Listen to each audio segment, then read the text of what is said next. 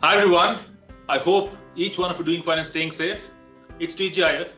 At Microsoft Technical Center Bangalore, we call it Tech Gyan in 5. Well, of course, we have a new member in our MTC family, Misty Robot. We will talk about Misty some other day, but today I have a special guest, Rishabh Gaur, my friend and colleague. Rishabh, welcome to TGIF. Thank you, sir. And Rishabh is one of the technical architects at MTC. Now, one of the dominant trends, Rishabh, we've seen in the industry is about automation.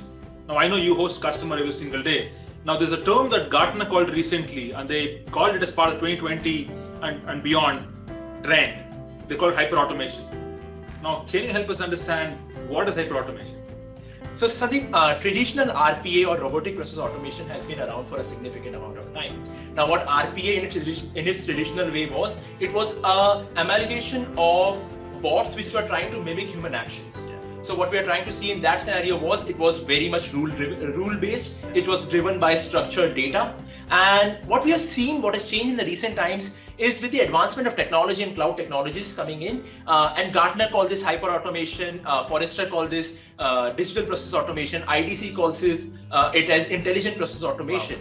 Wow. Now, the entire scenario here is we are trying to integrate AI capabilities, machine learning capabilities, as well as advanced analytics capabilities into our RPA scenarios. Wow. So that's what hyper-automation is. Wonderful. Thanks for that. In fact, the follow-up question to Rishabh is, yes, as Microsoft, we complement that trend, which is hyper-automation. So what is that capability that we have at Microsoft? So in Microsoft, we have something called Power Automate, which is our RPA plus, which is an intelligent automation engine. It comprises of both our RPA capabilities as well as our DPA capabilities. So till November 2019, this used to be called Microsoft Flow.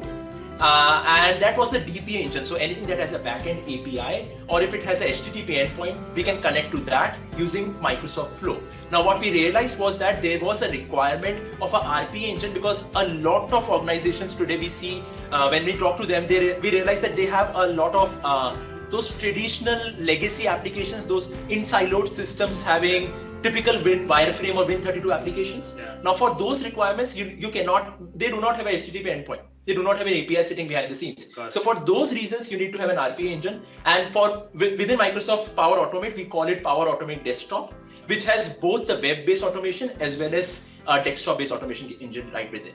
Wonderful. I think that's pretty cool. In fact, what I've heard is, yes, there's architectural coherence across all of the products, right? Despite the fact that it's born in the cloud, it seamlessly integrates with other services on Azure, on Dynamics, as well as Microsoft 365. Thanks so much, Rishabh. That was very precise and very concise as well. So with that, thanks so much for joining us. Thanks for watching.